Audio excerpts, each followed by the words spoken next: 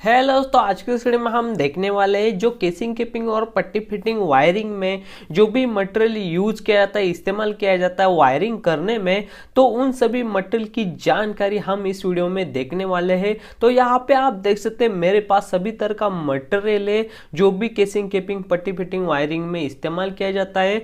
तो हम इस वीडियो में क्या करेंगे, एक एक करके सभी मटेरियल की जानकारी लेंगे। तो वीडियो थोड़ा सा लंबा हो सकता है, लेकिन मैं आपको अच्छी तरह से जानकारी इस वीडियो में देने वाला हूं। ठीक है, तो चलेगा इस वीडियो शुरू करते हैं। दोस्तों हम सबसे पहले तो शुरू करते हैं स्विच बटन से। तो यहाँ पे आप देख सकते हैं यहाँ पे तीन तरह के स्विच है। तो सबसे पहले तो स्विच है वन वे स्विच। तो है वन वे स्विच एक बल्ब को या एक ट्यूबलाइट को या एक लोड को, किसी भी एक लोड को चालू बंद करने के लिए काम आता है। तो इसके पीछे दो टर्मिनल होते हैं, इसे हम वन वे स्विच कहते हैं।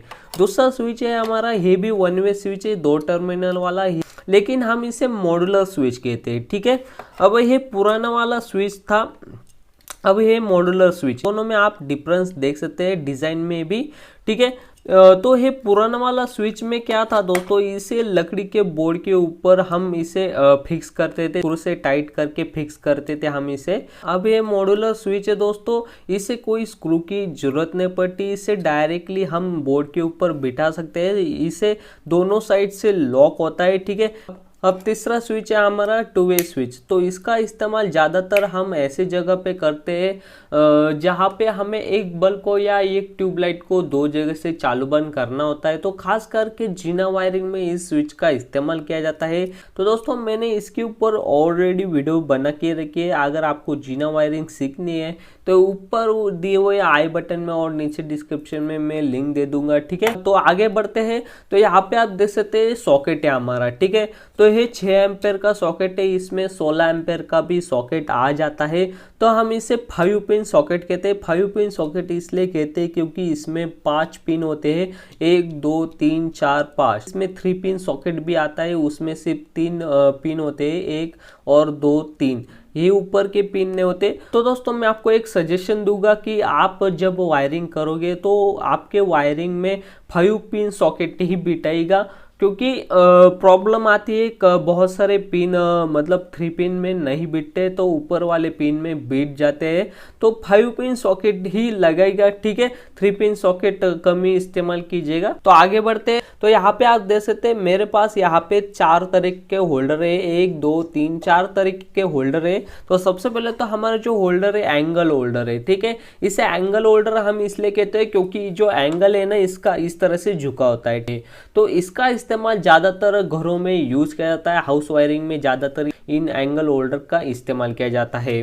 तो दूसरा होल्डर यहाँ पे देख सकते हैं, ये भी एंगल होल्डर है, लेकिन ये थोड़ा सा पुराना डिजाइन है। अब ये इस तरह के डिजाइन में होल्डर्स आने लगे, इसका इस्तेमाल थोड़ा सा कम हो चुका है और इसका इस्तेमाल ज़्यादा बढ़ गया है, क्योंकि यह इन दोनों के डिज़ाइन में आप डिफरेंस देख सकते हैं, फर्क देख सकते हैं। ठीक, तो यहाँ पे दूसरा होल्डर आता है हमारा स्ट्रेट होल्डर। हम इसे स्ट्रेट होल्डर इसलिए कहते हैं क्योंकि इसका जो एंगल है पूरी तरह से सीधा होता है। ठीक है, इसका इस्तेमाल वहाँ पे होता है जहाँ पे हमें बल्ब को सीधा रखना होता है। मैं आपको दिखा देता हूँ किस तरह से इसका इस्तेमाल होता है। तो यहाँ पे आप जैसे इसका इस्तेमाल बल्ब को सीधा रखने के लिए इसका इस्तेमाल किया जाता है। तो अगला होल्डर है हमारा पेंडेंट होल्डर। तो दोस्तों इसका इस्तेमाल आप सभी तो जानते ही है, हमें थोड़ी देर के लिए या थोड़े दिनों के लिए कहीं पे बल्ब चाहिए, तो इन होल्डर का ज्यादातर मतलब टेम्पररी वाइज ही यूज होता है। ठीक है, तो बढ़ते आगे। तो दोस्तों आप यहाँ पे यही देख रहे हैं, इसे हम सीलिंग रोज कहते हैं। तो इसका इस्तेमाल ज्यादातर उन जगह पे होता है जहाँ पे हमें वायर के जरिए किसी लोड के लिए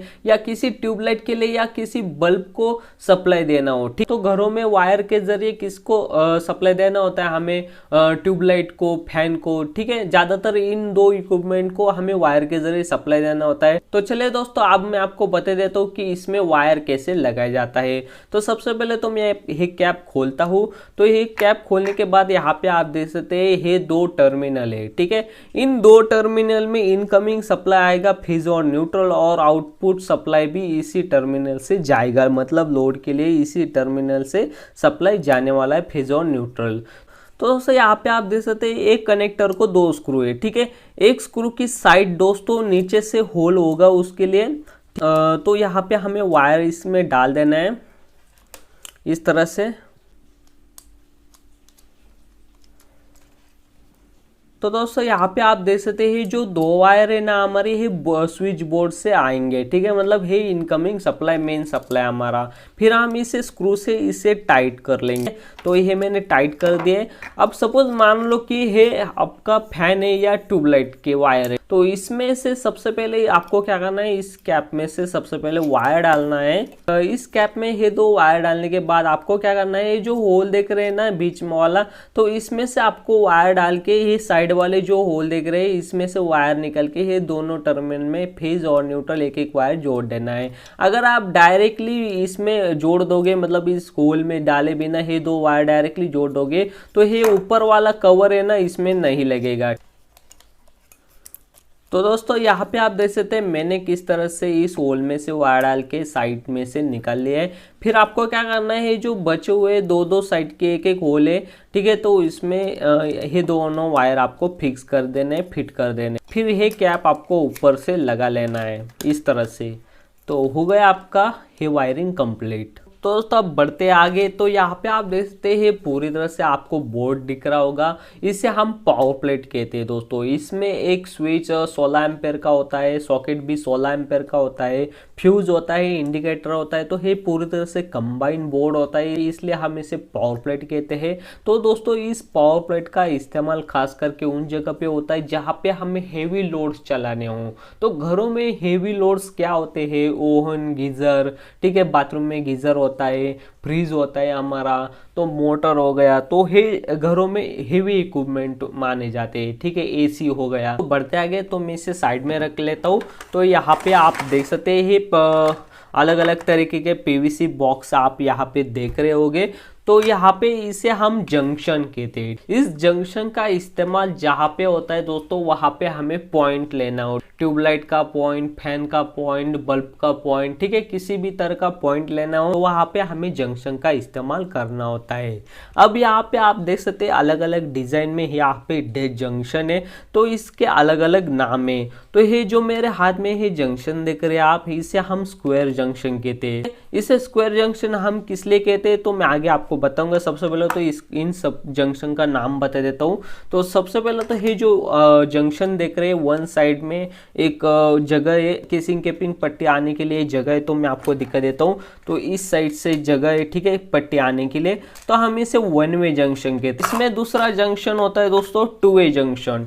अब इसे टू वे जंक्शन किस लिए कहते हैं आपको पता ही लग गया होगा, क्योंकि इसमें दोनों साइड से पट्टी आने के लिए जगह होती है। तो इसमें तीसरा वाला जंक्शन भी थ्री वे जंक्शन हम इसे कहते हैं, तीनों साइड से पट्टी आने के लिए जगह होती है। चौथा जंक्शन है हमारा, चारों तरफ से भी पट्टी आने के लिए जगह होती है इसे। तो दोस्तों ऐसे जंक्शन का इस्तेमाल क्यों किया जाता है, ये one way, two way, three way, ठीक है, ऐसा क्यों किया जाता है, क्योंकि दोस्तों कभी कभी क्या होता है कि इस साइड से भी पट्टी आती है, इस साइड से भी पट्टी आती है, और इस साइड से भी पट्टी आती है, और जहाँ पे हमारा पॉइंट भी आ जाता है। तो ऐसी जगह पे हमें मतलब अलग अलग तरीके के जंक्शन का इस्तेमाल करना होता है हमारे रिक्वायरमेंट के हिसाब से। अब आते हैं पहले वाले जंक्शन पे। इसे स्क्वायर जंक्शन हमें इसलिए क्यों कहते हैं, क्योंकि इसमें किसी भी साइड से पट्टी आने के लिए जगह नहीं है। तो इस जंक्शन का कहाँ पे इस्तेमाल होता है, तो जहाँ पे हमें मतलब डायरेक्टली दीवार को होल पास करके ड्रिल मशीन से, और डायरेक्टली एक पॉइंट दीवार के पीछे निकल रहा है,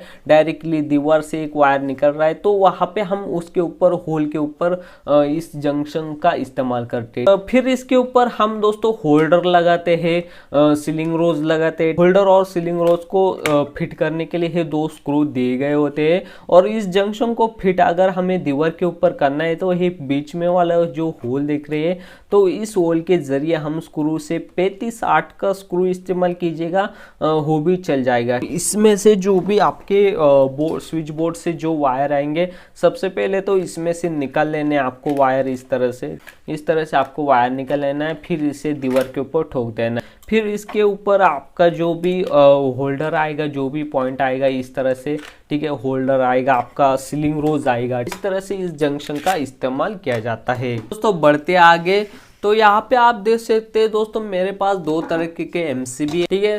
तो इस एमसीबी का इस्तेमाल आप सब लोग तो जानते हैं, घरों के वायरिंग के प्रोटेक्शन के लिए इस एमसीबी का इस्तेमाल किया जाता है। तो दो तरह के एमसीबी है, इसे सिंगल पोल एमसीबी कहते हैं और ये 2 पोल का एमसीबी है। तो सिंगल फेज अगर हमारे घरों में सप्लाई है तो इन दो तरह के एमसीबी का इस्तेमाल किया जाता है। 2 पोल का एमसीबी, इसमें फेज और न्यूट्रल दोनों लगा सकते हैं और इसमें सिर्फ फेज ही वायर लगा सकते हैं सिंगल पोल के एमसीबी में। इसमें 3 पोल के और 4 पोल के एमसीबी भी आ जाते हैं, लेकिन वो 3 फेज के लिए इस्तेमाल होते हैं। तो बढ़ते आगे बोर्ड की तरफ, तो यहाँ पे आप देख सकते हैं दोस्तों मेरे पास बोर्ड है, अलग अलग तरीके के बोर्ड है, 1 2 3 तरह के बोर्ड है। तो हम इसे मॉड्यूलर बोर्ड कहते हैं। तो हम इसे मॉड्यूलर बोर्ड क्यों कहते हैं, तो मैं आपको इस छोटे बोर्ड के जरिए समझाता हूँ। तो यहाँ पे आप देख सकते हैं दोस्तों, इस बोर्ड में एक ही स्विच के लिए बैठने के लिए जगह है। मतलब यहाँ पे आपको मैं दिखा देता हूँ। तो यहाँ पे इसमें एक ही स्विच बैठता है, ठीक है, 2 स्विच इसमें नहीं बैठ सकते। इसलिए दोस्तों हम इसे एक मॉड्यूल का बोर्ड कहते, मतलब जिस बोर्ड में अगर जितना स्विच बैठता है तो उतना मॉड्यूल का बोर्ड होता है। पहले क्या होता था दोस्तों, लकड़ी के बोर्ड आते थे तो हम उसे साइज में गिनते थे, 6x18, 6x2, 4x2, इस तरह से साइज में हो बोर्ड आते थे लकड़ी के बोर्ड। अब ये मॉड्यूलर बोर्ड है तो इसमें मॉड्यूलर में गिना जाता है। अब मॉड्यूलर बोर्ड में कैसे गिनना है, अगर ही इसमें एक स्विच की जगह है, मतलब एक स्विच बैठने के लिए जगह है, तो हम इसे 1 मॉड्यूल का ही बोर्ड कहेंगे, ठीक है, 1 मॉड्यूल का ही बोर्ड कहेंगे। अगर इसमें 2 स्विच की जगह है तो मतलब 2 स्विच इसमें बैठ रहे तो हम इसे 2 मॉड्यूल का बोर्ड कहेंगे। अब ये जो सॉकेट देख रहे हैं हमारा दोस्तों, ये 2 स्विच की जगह लेता है, मतलब ये कितने मॉड्यूल का सॉकेट होगा, 2 मॉड्यूल का सॉकेट होगा। तो इसे भी कितना मॉड्यूल का जगह चाहिए दोस्तों, 2 मॉड्यूल का जगह चाहिए। अब आपको समझ में आया होगा कि इस बोर्ड का साइज किस तरह से गिना जाता है, मतलब मॉड्यूलर में ही गिना जाता है। तो ये पूरी तरह से दोस्तों 6 मॉड्यूल का बोर्ड हो गया। अब दूसरा बोर्ड भी है, 12 मॉड्यूल का बोर्ड है। तो यहाँ पे है 12 स्विच इसमें आराम से बैठ सकते हैं। अब दोस्तों यहाँ पे आप देख रहे होंगे कि सारी जगह सेम खाली है, अब एक ही जगह छोटी है, तो इसमें डमी प्लेट लगाया गया है दोस्तों। अच्छा हुआ कि इसमें डमी प्लेट है, आपको मैं इसके बारे में भी बता देता हूँ यही डमी प्लेट क्या होता है। तो दोस्तों इस डमी प्लेट का इस्तेमाल क्यों किया जाता है, सपोज मान लो कि यहाँ पे मेरे स्विच सॉकेट यहाँ पे बैठ रहे और कुछ जगह खाली बच रही है, मतलब इतनी जगह खाली बच रही, मेरे सारे जगह पे स्विच सॉकेट लग गए, अब इतनी ही जगह खाली बच रही है। अब मैं इस जगह को खाली थोड़ी ना छोड़ूंगा, मतलब ऐसे थोड़ी छोड़ दूंगा, ठीक है, तो इसे मुझे ढकना ही पड़ेगा। तो मैं इस डमी प्लेट का इस्तेमाल करूँ, तो मेरी जगह खाली बच रही तो मैं इस डमी प्लेट को लाकर इसमें ही खाली जगह इसको भर दूंगा। तो यह खाली जगह मैं यहाँ पे भर दूंगा। अब मेरे पास 2 डमी प्लेट है तो 2 डमी प्लेट यहाँ पे मैं लगा देता हूँ। तो मतलब इस तरह से इस डमी प्लेट का इस्तेमाल किया जाता है। दोस्तों आप बात करते हैं केसिंग केपिंग पट्टी, तो इसका यूज तो आप सभी लोग जानते हो। मैं इसके आपको साइज बता देता हूँ कि घरों में कौन सी साइज आपको यूज करनी है वायरिंग करने के लिए। तो 32 mm 32 mm की साइज रेगुलर साइज होती है घरों में। हम हमेशा इसी साइज का इस्तेमाल करते हैं वायरिंग करने के लिए। इसका साइज होता है दोस्तों 32 mm बाय 12 mm, मतलब 32 mm बाय 12 mm, इस तरह से इसकी साइज होती है। तो ये रेगुलर साइज होता है। तो इसमें छोटा साइज भी आ जाता है 25 mm और 20 mm का भी साइज आ जाता है। दोस्तों इससे बड़े भी साइज आते हैं, लेकिन वो हम रेगुलर कामों के लिए यूज नहीं करते। वो खास जगह पे इस्तेमाल किया जाता है जहाँ पे हमारा मेन स्विच होता है, मतलब मेन डीपी एमसीबी स्विच होता है। तो वहाँ पे क्या होता है, घरों में अगर चारों में, तो घर के चारों रूम के घर के वायर वहाँ पे एक साथ वो एक जगह पे आ जाते हैं। तो दोस्तों आप मैंने आपको सभी मटेरियल की जानकारी दे दी है। अगर आपके मन में अभी भी कुछ क्वेश्चन है, कुछ सवाल है, तो मुझे कमेंट बॉक्स में जरूर बताना, मैं आपके कमेंट का रिप्लाई जरूर दे दूंगा, ठीक है। तो चलिए दोस्तों नेक्स्ट वीडियो में मिलते हैं, तब तक के लिए बाय बाय।